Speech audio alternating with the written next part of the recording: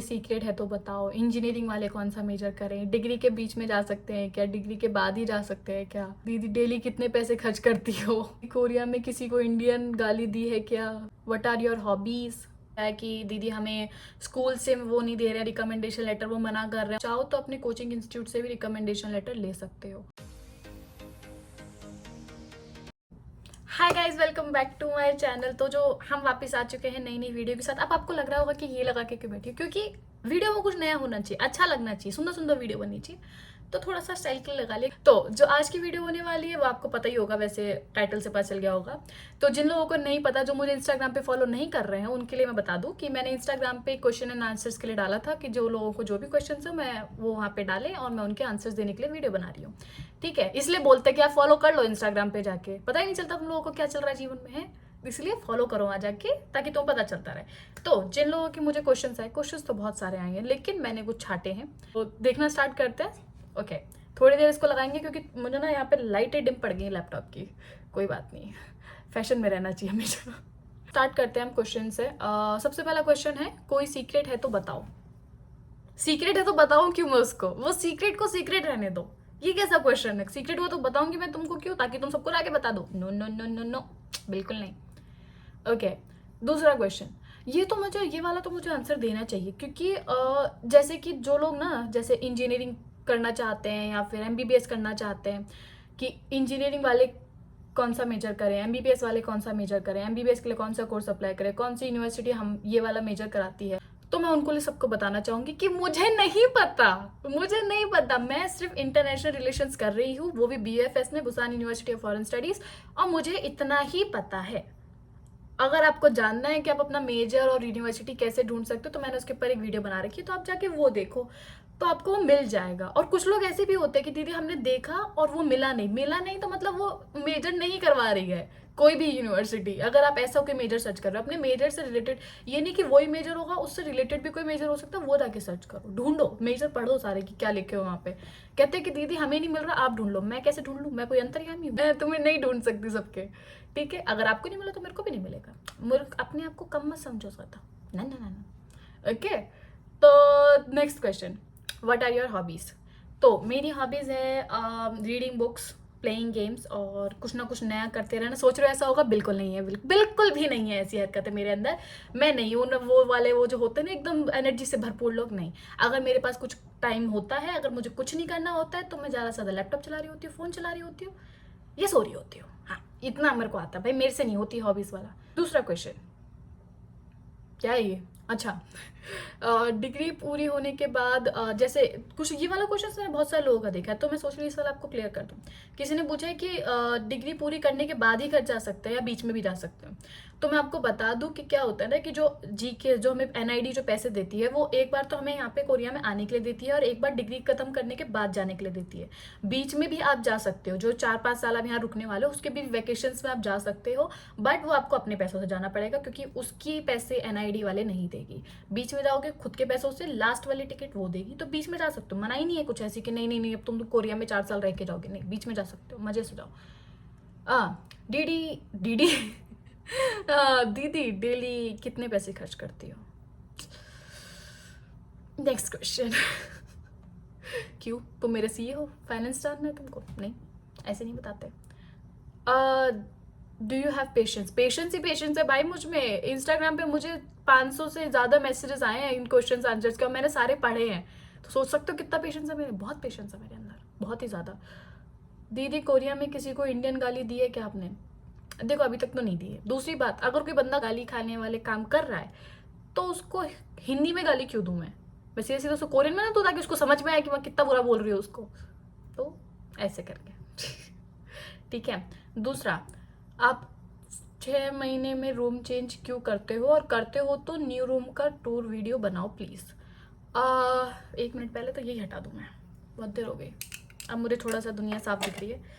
Okay, तो इसका जो आंसर है वो ये है कि यहाँ के जो एडमिनिस्ट्रेशन ऑफिस वाले हैं ना, उनको लगता है कि बच्चों को खुशी कैसे हो रही है, ये कैसे आराम से बैठे हुआ है, इनको थोड़ा सा हिलाया डुलाया जाए, यहाँ वहाँ इनको भेजा जाए, काम पे लगाया जाए, मजदूरी कराई जाए, वैसे टाइप का।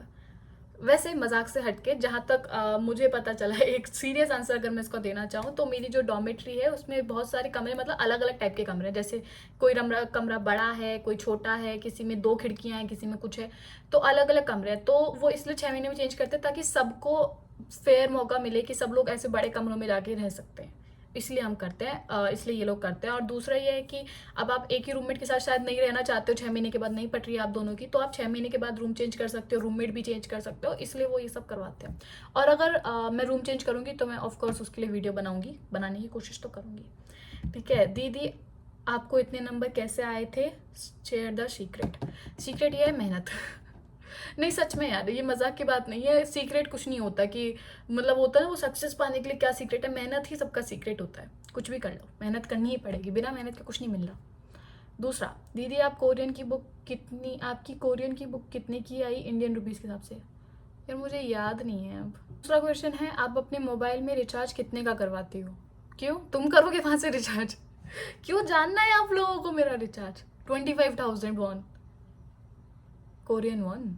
ठीक है, नेक्स्ट है, आपकी यूनिवर्सिटी की टाइमिंग क्या होती है दी, और आप घर कब जाते हो? भाई बड़े अजीब अजीब से क्वेश्चन आए हैं मुझे इस बार। मतलब क्यों क्यों क्यों तुम्हें मेरा टाइम शेड्यूल क्यों जानना है, मेरी यूनिवर्सिटी की टाइमिंग क्यों जाननी है? सुबह 9 से दोपहर 1 बजे तक, रात को तो नहीं होगी ऑफ कोर्स। प्लेसमेंट मिलती है क्या after completing bachelor degree in Korea, या मास्टर्स के बाद जॉब मिलेगी? तो पहली बात तो डिग्री लेने के बाद ही जॉब मिलती है, अगर डिग्री लेने के बाद भी नहीं मिल रही तो क्या क्या भी मिलेगी जॉब? तो मिलती है, डिग्री लेने के बाद जॉब मिलेगी। अब प्लेसमेंट के बाद अगर मेरी हो जाएगी तो मैं आपको बता दूंगी वीडियो में कि मेरी लगी है कि नहीं लगी है नौकरी। ओके, तो उसके लिए थोड़ा सा वेट करो, 4 साल और वेट करो, तब पता चल जाएगा। दीदी आप जीकेएस आफ्टर ग्रेजुएशन की वीडियो बना सकते हो प्लीज़? मतलब ग्रेजुएशन के बाद मैं क्या करने वाली हूँ या फिर ऐसा कुछ? तो बिल्कुल 4 साल है अभी, तो वेट करके बनाऊंगी जरूर, जब हो जाएगा ना तब। दीदी एक मोटिवेशन वीडियो बनाओगे क्या? स्टडी के ऊपर, पढ़ाई में मन नहीं करता प्लीज। पहली बात तो मैं संदीप महेश्वरी नहीं हूँ, उसके लिए आप संदीप महेश्वरी जाए। दूसरा यार, अपनी पढ़ाई के लिए तुम्हें दूसरों से मोटिवेशन लेने की जरूरत पड़ रही है, क्या दिक्कत है? दूसरा, कोरिया आना है कि नहीं आना है? तुम्हें अपना फ्यूचर अंधकार में नहीं दिख रहा है? पढ़ लो। दूसरा क्या है ये, why are you so cute दीदी? मुझे भी नहीं पता, ये तो राज ही रहा, ये राज है, राज ही रहेगा। मुझे अपनी मम्मी से पूछना पड़ेगा इसके बारे में, क्यों हूँ मैं। Tell me one thing that surprised you while living in Korea and it should happen in India और टू, और पीस का साइन। तो जो मुझे यहाँ पे सबसे अच्छी चीज़ लगी, वैसे तो बहुत सारी चीज़ें हैं लेकिन जो अगर एक ही बतानी है मुझे, तो मुझे जब से यहाँ पे ना मेट्रो में जब तुम चढ़ते हो या फिर उतरते हो तो यहाँ पे लोग बहुत लाइन से चढ़ते हैं। मतलब उतरेंगे भी तो एकदम तरीके से लाइन से, और चढ़ेंगे भी तो लाइन से। अगर जैसे उतरने वाले और चढ़ने वाले लोगों के साथ में ऐसे नहीं कि एकदम से ऐसे धक्का देते हो कहीं चढ़ जाते हैं। क्योंकि मैं दिल्ली से, और दिल्ली मेट्रो में ना मैं क्या बताऊँ, ऐसा लगता है कि मेरे को बाहर जाना भी नहीं होता, लोग धक्का मार के बाहर निकाल देते हैं, ऐसे बुरी तरह से चलता है। और अंदर चढ़ना भी नहीं होगा तब भी वो धक्का मार के तुम्हें चढ़ा देते हैं। वो इतना ज्यादा मतलब एकदम, उनको पता नहीं क्या लगता है कि हमें मेट्रो चली जाएगी थोड़े टाइम बाद, इतनी तेज भागते हैं। तो वो मुझे पसंद नहीं आता है। यहाँ पे वो चीज़ अच्छी है, यहाँ पे बहुत लोग एकदम तरीके से, तुम्हें कहीं भी धक्का लेने का डर नहीं होता, और सबसे ज़्यादा तुम्हें चोरी का डर नहीं होता है अपने फ़ोन ऐसे ध्यान से कि फ़ोन ना चुरा ले कोई, तो वैसा भी नहीं होता। तो मुझे ये चीज़ बहुत अच्छी लगती है यहाँ पे। ठीक है, दूसरा, दी स्कॉलरशिप के जॉब्स पैसे हैं वो हर महीने मिलते हैं या फिर साल में एक बार? Please reply. पहली बात तो स्कॉलरशिप है, वो जॉब्स नहीं है। दूसरी बात कि हर महीने मिलते हैं, तुम आइडिया क्यों दे रहे हो? हैं खुशी नहीं देगी जा रही बच्चों की? आपको कौन से ऐप से सब इन्फॉर्मेशन मिलती है, जैसे कि कब होने वाला इंटरव्यू? कोई ऐप नहीं है इसके लिए। आपका जब सिलेक्शन हो जाता है ना, तो पहली बात तो लिस्ट निकलती है, आप जीकेएस के बारे में पता करते हो, वहाँ पे रिजल्ट निकलता है। दूसरा, आपको ईमेल्स भी आते हैं, ईमेल्स आते हैं, कोई ऐप नहीं है इसके लिए, ईमेल आते हैं बस एनआईडी की तरफ से। आप बिग बॉस देख रहे हो? कलेश नहीं देखती मैं, कलेश देखना छोड़ चुकी हूँ मैं। ठीक है, दूसरा, गिव अवे कर दो और उसमें अपना स्नैक्स को बांट देना। कौन है ये लोग, कौन है ये लोग जो मेरे स्नैक्स पे नजर लगा रहे हैं? मैंने पहले ही बोला मेरे स्नैक्स पे नजर नहीं। Bring your own bhujia, no no no no, या फिर कोरिया आ जाना तब दे दूंगी। ठीक है, हाँ। दूसरा, दूसरा क्या है कि क्वेश्चंस, मुझे अब लग रहा है कि ज़रूरी नहीं कि मैं सिर्फ नॉर्मल से क्वेश्चंस का आंसर दूं। मुझे लगता है कि हर वीडियो में कुछ ना कुछ मुझे इन्फॉर्मेशन देनी चाहिए, जैसा कि मेरा स्वभाव है। मैं ये कुछ क्वेश्चंस है जो मुझे लगा कि जो इंपॉर्टेंट है बट किसी ने पूछे नहीं जीके से रिलेटेड, तो मैंने सोचा कि मैं फिर भी ज्ञान दूंगी। ताकि आप लोग कोई गलती ना करो। और जो लोग मेरे चैनल पे न्यू हैं और अभी अभी आए हैं, नई नई वीडियो देख रहे हैं, तो मैं उनको बताना चाहती हूँ कि अगर आपको जीकेएस के बारे में कहीं इन्फॉर्मेशन चाहिए डिटेल में, तो मैंने उसके ऊपर प्लेलिस्ट बना रखी है जीकेएस प्लेलिस्ट, जिसमें 18 से 19 वीडियो, तो मैंने प्लेलिस्ट बना रखी है। इसका जो लिंक है वो मैं डिस्क्रिप्शन में दे दूँ, आप वो जाके देख सकते हो। अगर आपको जीकेएस अप्लाई करना और आपको जानना है कि कैसे करना है सब कुछ, तो उसको देख के ही करना है, क्योंकि मैंने उसमें बहुत सारी इंपॉर्टेंट टिप्स दी हैं, तो वो देख लेना। अब हम बात करते हैं, अभी मुझे जो टिप देनी है, टिप्स और एडवाइस भी देनी है बहुत सारी, क्योंकि किसी ने मुझे वो क्वेश्चन नहीं पूछा, लेकिन कोई बात नहीं, फिर भी हम ज्ञान देंगे लोगों को, ऐसे नहीं करते। तो एडवाइस देने से पहले मैं आपको बताना चाहूंगी कि ज़्यादा टाइम नहीं बचा है, तो जिन लोगों ने अभी तक अपनी पर्सनल स्टेटमेंट या स्टडी प्लान लिखना स्टार्ट नहीं करा है ना, कर दो भैया स्टार्ट, क्योंकि अब टाइम नहीं बचा है। अब तो बस मतलब एकदम मान लो कि काउंटडाउन स्टार्ट हो चुका है, क्योंकि बहुत टाइम लगेगा। पर्सनल स्टेटमेंट और स्टडी प्लान लिखने में बहुत टाइम लगेगा, ठीक है, इसको हल्की बात नहीं है, मजाक नहीं है, बहुत टाइम लगता है इन सब चीज़ों में। तो लिखना स्टार्ट कर दो और वेट मत करो। और अगर आपको जानना है कि कैसे लिखना है, तो मैंने बता दिया कि वीडियो का डिस्क्रिप्शन है, वीडियोस का पूरा लिंक दे रखे है नीचे, तो वो जाके चेक कर लो और लिखना स्टार्ट कर दो। तो अब हम टिप्स देना स्टार्ट करते हैं। तो सबसे पहला क्वेश्चन जो मैं बताने वाली हूँ रिकमेंडेशन लेटर के बारे में, स्टडी प्लान के बारे में, पर्सनल स्टेटमेंट के बारे में और टॉपिक के बारे में। ये 4 चीज़ें जो मुझे अभी इंपॉर्टेंट लगी है, मैं उसके बारे में बताने वाली हूँ। सबसे पहले रिकमेंडेशन लेटर के बारे में। रिकमेंडेशन के लिए एक एडवाइस और एक फ्री टिप मैं आपको दे सकती हूँ कि क्या होता है ना कि मुझे बहुत से बच्चों का मैसेज आया कि दीदी हमें स्कूल से वो नहीं दे रहे रिकमेंडेशन लेटर, वो मना कर रहे हैं, उनको समझ में नहीं आ रहा है कि रिकमेंडेशन लेटर क्या होता है। तो आप चाहो तो अपने कोचिंग इंस्टीट्यूट से भी रिकमेंडेशन लेटर ले सकते हो।